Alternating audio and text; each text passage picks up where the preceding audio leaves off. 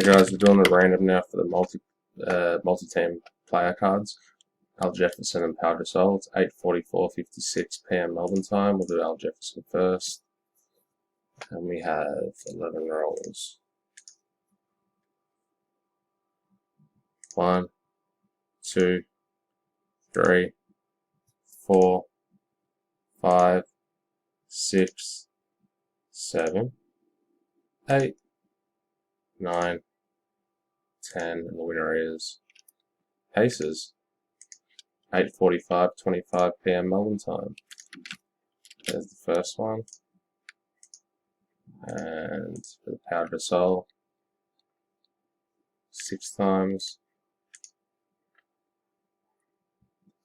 1, 2, 3, 4, 5, and 6 Lakers. 8:45:51 p.m. Melbourne time. Random complete.